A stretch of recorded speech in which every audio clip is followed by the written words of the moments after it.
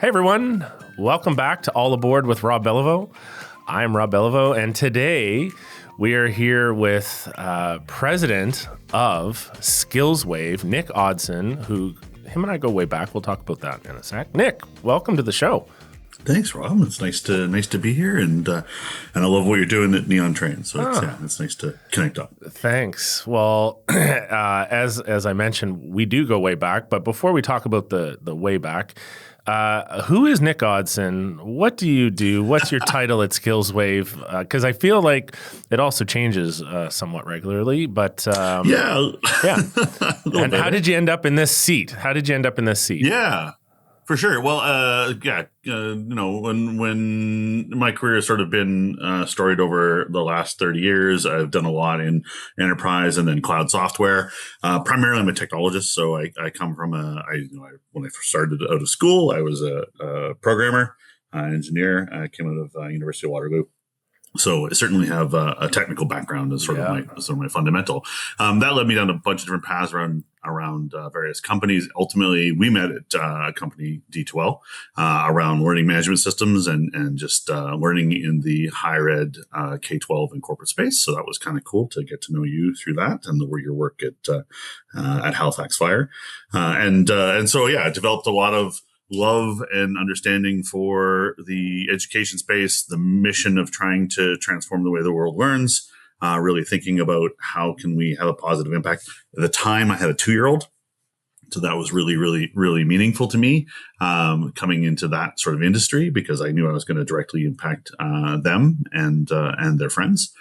So that was kind of cool. And then ultimately, as I did more and more technology there, and served millions of users and learners around the world, it got a little bit more thinking about the corporate space as well. And so we incubated a company inside of D2L in the corporate teams, which ultimately spun out and became SkillsWave. And so really SkillsWave is dedicated and focused to trying to connect learning in the context of the people and organizations so that they grow together and they develop the capabilities and needs to support the business and the strategy that the company is trying to execute on through advancement of skills and knowledge and learning, right? So that's really our focus, trying to make that difference and really be targeted about how we do that and specifically business impactful. So that's how we got to where we are now. So I'm president of that company, which means I guess I'm jack of all trades. On the Easter weekend, I was doing some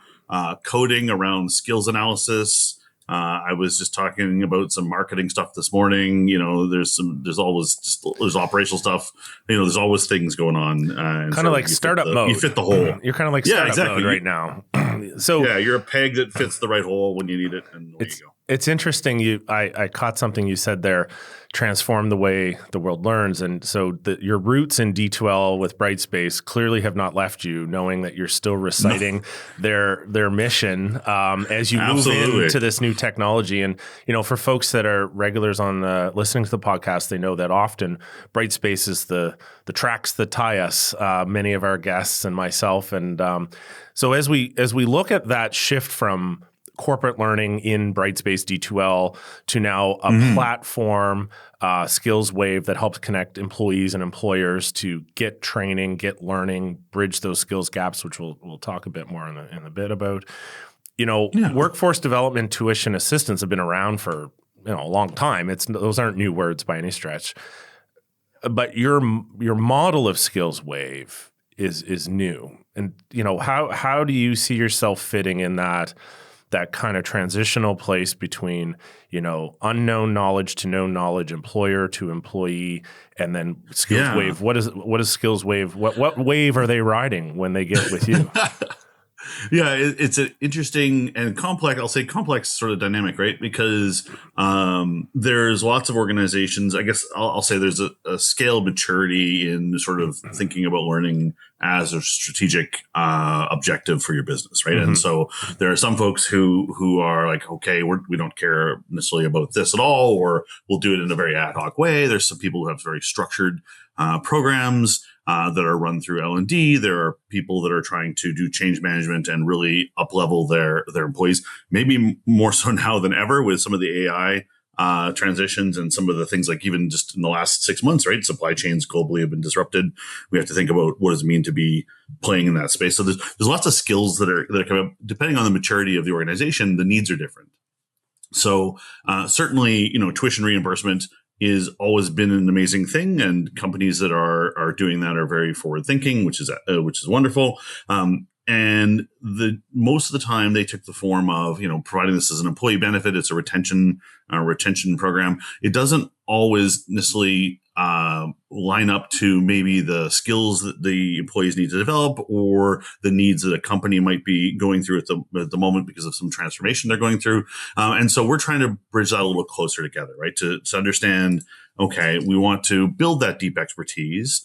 We want to develop those meaningful careers for those employees, but we also want it to connect to enhancing the performance of the organization and enhancing the capability of the people in that organization to achieve their actual business objectives, right? So containing some of that free flow, isn't it? You're trying to get the free form, afterthought, reactive into a more proactive. The bucket is there. People should and want to take it because the employer is being progressive in that area. Yeah. And I think every company has the objective of how do I keep ahead, right? How do I keep ahead of what I need? And so really, if you think about the sort of benefit programs, which are, again, excellent, right? I love working with L&D leaders who are so forward thinking and there's a strategy in the company and resources and money for doing that. But really thinking about it of how do everyone's looking for ROI. I'm spending this much money on people development. What do I get for it? How do I make sure that I'm spending that money wisely? And in many cases, people do a lot of subscription kind of models, which might get used, 5%, 10%. And so they're paying a lot for little use. And so our model's a little different. You pay for what you use and only what you use. There isn't actually a platform fee for some of the core platform pieces. So we're not charging a monthly subscription fee for some of our core capabilities. And we're trying to simplify that process to make it easy for people to get access to learning, what sort of forms across the skills base they need. That's super progressive. I mean, no platform fee. I want to go back to that when we talk about the platform. When you're talking about upskilling and you're talking about this, reactive now moving to helping L&D leaders, HR people being proactive, we often at the podcast here like to leave listeners with some takeaways or some action items that they can, identify in themselves and possibly reach out to you to help solve their problem. When we look at that disconnect, what would you say is the one major disconnect that if a listener's out there saying, oh, I have this disconnect, SkillsWave might be able to help me. What is that disconnect right now that, employers have the training, as you mentioned, employees need to be upskilled, want to be upskilled. What's that disconnect right now?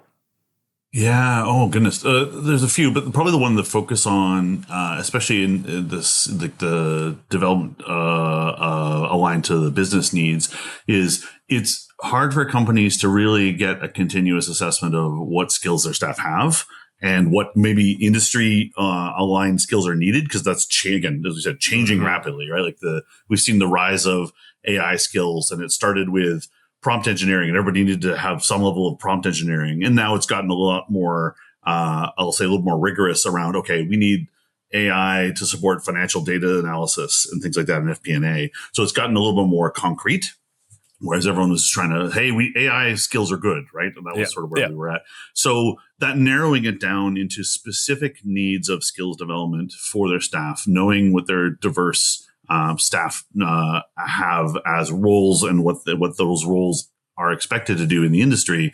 And then how do I simplify that so I can get them the learning that they need to develop those skills? That connecting those dots is a challenge. Lots of companies I talk to don't even yet really have a strong skills profile that they maintain for their staff, or they don't align it to industry. And they certainly don't know how their training lines up to filling those skills gaps. Right. So there's some things there where how do you connect those dots, and how do you make sure that you're actually developing the people in the areas you need them? Which will lead into the platform solution that SkillsWave is starting to bridge. And, that takeaway is great, that identification is there, that, that disconnect between, some type of HR analysis, current skills analysis, future skills. Companies may identify with that problem that you just said, and they say, okay, wow. Yeah, we've got to fix this, or else we're going to be left behind in our industry, in our, in whatever commercialization we do. Where do they start? How do they how do they eat this elephant, right? How do they eat this elephant? Where should they start with trying to tackle this skills gap problem? Yeah. Without just saying SkillsWave, by the way. Without just saying right, of course. Yeah. Good call. So we try and simplify a bunch of that work, right? So we've got a platform that doesn't have a platform fee associated with it. You can get up and running today, like in the same day kind of thing. And then what we've done is we've really tried to aggregate learning across 50, 60 education and learning providers, and we're constantly building out that network. So you don't have to build relationships with all of them, right? That's a complicated process to go through, and not necessarily something that is easy from a time perspective. So we try and simplify that. We try and make sure that there's some level of governance around the workflows that you go through to make sure that, hey, this course you want to take as an employee, I'm either recommending it to you as your manager, or it's something that I'm going to approve, and then managing the budgets of all that. We take care of all those things for you. So, and then, there's some other connections where we start to look at that broader problem of learning, not just, that's available externally, but some things I'm exploring right now is, okay, well, companies have their own learning that they've developed themselves. Like, this is something that you and Train do quite well, right? And how do we connect that to some of their internal the resources as well? Because again, you want to still know that people are succeeding and working through those courses, even if they're internal. And how do you then fit that into some sort of skills matrix of things that they've actually accomplished? So so the start point is looking at that gap, identifying that training needs to happen, and looking potentially at platforms like SkillsWave to certainly bridge it. The platform itself, you've talked several times about having no initial fees for the core services. That's a pretty bold move in software as a service and in systems today. Why and why did you do that? And how are you going to see that, to be sustainable with people that are maybe going to sign up with you, not to have that come back in the future? Absolutely. So a couple things on the structure of how we do that. I think some of that fundamentally comes from John Baker, our founder, who also is founder of D2L, right? And some of his goals are all the altruistic of we need to provide opportunities for people. We need to allow them to develop themselves. That's always his core and fundamental to, I think, every company that he runs and ultimately owns. And so to that end, we're trying to minimize the cost burden on these things. We have relationships with the universities. Ultimately, that's how we can have some sustainable path for us from a business, because we're bringing these students to these universities or these learning providers. And so the goal was to try and minimize or make sure that the material cost isn't anything above what you would be paying that university directly. But then you get all the platform benefits. You get all the benefits, yeah. Exactly. It's interesting when you think about sort of investment levels, right? I've worked for many companies, and they've all had some level of learning investment per employee, right? So, maybe $1,000, I've seen upwards of $5,000. And so just looking at some of that, the going back to, okay, I've got this much money to spend. How do I provide the most options for that money, right? While not putting a burden on the employee to go discover it themselves. You don't want to pay them to have to go do the discovery if you can have a system that finds that, curates it, and it's just right there. Right. Oh, I need this skill. I'm going to type in this skill, or I need to go figure out what I'm on my learning path. I'm on this journey about this. Let's go see what I need as skills for my next step in my career in the company, right? Like, we simplify that fairly strongly. And again, trying to line it up with the business objectives of, I need to upskill my staff. I have a good example in AWS, right? I need to be able to transform my organization to try and develop my capabilities in a particular technology stack or discipline or whatever it might be. Yeah. So you're feeding into my next question that I had for you really nicely. For listeners out there too, AWS is Amazon Web Services. So some that might not be as techy as Nick and I are, but to demonstrate some of the magnitude of the power of what we're talking about today, working with companies like Amazon is in this realm of what we're doing. The universities, colleges, and learning providers that SkillsWave has negotiated has this platform that surfaces the courses to learners, employees. They range from short courses all the way through to master's programs. Just maybe a little bit of that yin and yang that you talked about an employee searching for something, an employer wanting to provide the opportunity. That's a pretty big, gamut to kind of surf from, just in that sense of what you've accumulated in the platform. How does an employee look at that, and how does an employer look at that? And maybe this is like, what are the 5 steps an employee has in SkillsWave, and what are the 5 steps an employer has that help curate that journey? Yeah, absolutely. Okay. So as you said, we've got like a gambit of types of learning and modalities of learning, right? We obviously, because we're corporate learning, we cater to programs and courses and credentials and things like that, and micro learning that aligns up with adult learning, right? Life and schedules, right? Because every one of us, as we're doing this, we're trying to develop ourselves, right? And we still have to work while we do it. We still have to work. We still have a job, and we still have life, and we want to try and fit it in, right? And so that's always an interesting challenge.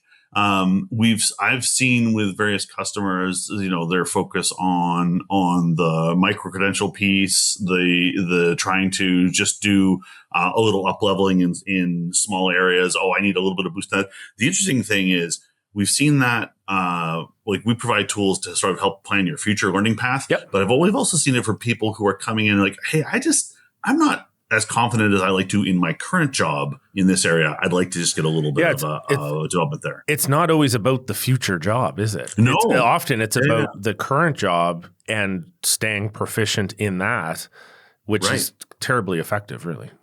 Yeah. And we've also seen some particular companies we work with that are very interested in developing people and giving them credentials, right? Canadian credentials, U.S. credentials. Hey, we want you to come out of it with a degree, or we want you to come out of it with a certificate. So they're very focused on that. In fact, so much so that some of them don't even approve learning necessarily unless it has that stamp. Wow. Yeah, wow. Exactly. And then you've been in this space a long time. Right, like I think you probably believe similar to me, right? Some of the amazing things we can do around learning is stackable courses and credentials, right? So building up to something that becomes a credential is like really the excellent model you want to try and foster, right?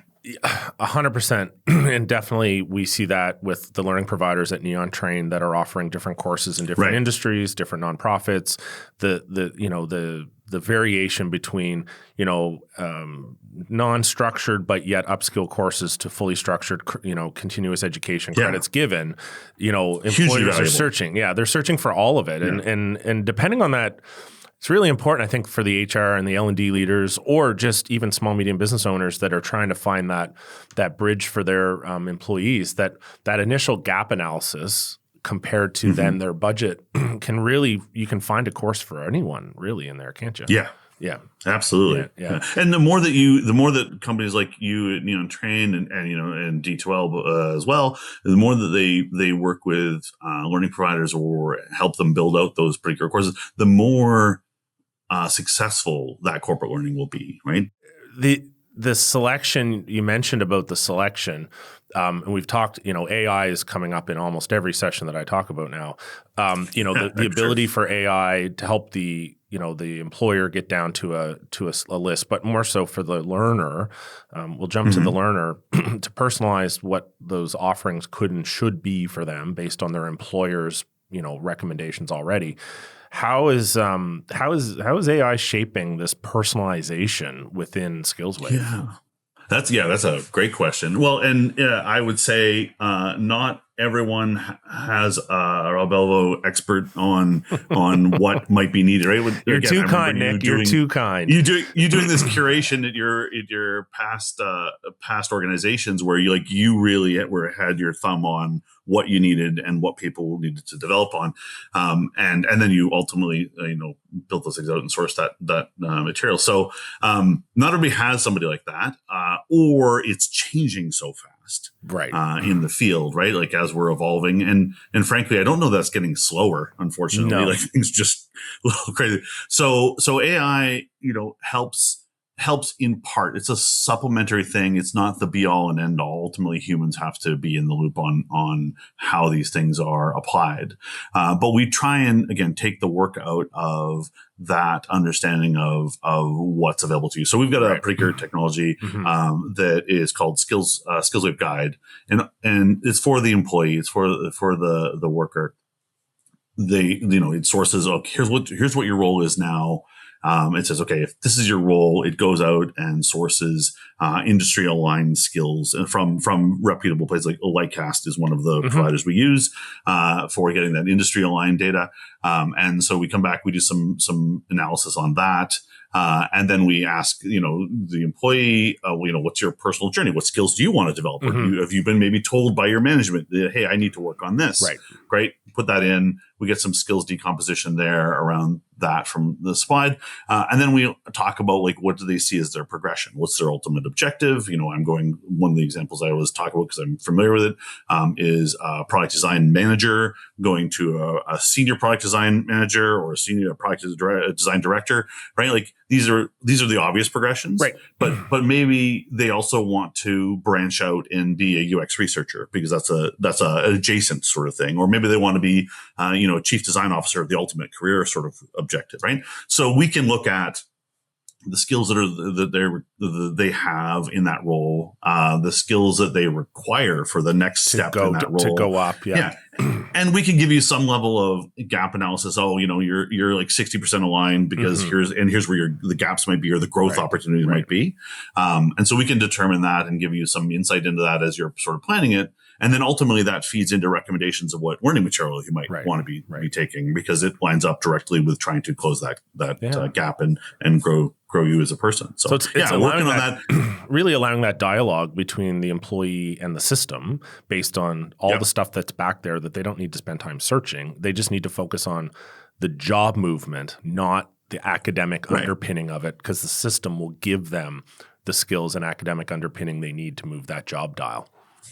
Absolutely. And I think also, having lived through many sort of organizational transformations in my career, like there's also opportunities to say, hey, the company is doing this particular big change in my area. Right. I have been told I need skills in this as well. And so that might not be necessarily material aligned completely to what your career path might look like, but it would definitely be ancillary. It's ancillary, and it can accommodate that gap. Yeah. And then it also might close. It might also give you more optionality about other paths that might be open to you as you close that particular skills gap as well. So So all of that's going to lead to ROI out there for these employers considering using a platform like SkillsWave with the curated, amazing learning providers that feed into it. That ROI, is going to drive the future of work, the future of skills, and make that employer's life easier in the long run. And the employee's life easier because they get to self-pick, self-pace, do the training they want with the employer approving it along the way within a certain budget. That's the picture we're framing right now. As we kind of finish off our chat today, just that one key example that you might have from somebody that SkillsWave's kind of helped over the last few years, that ROI was like, bam, there's the elevator pitch for SkillsWave. What is that elevator pitch example?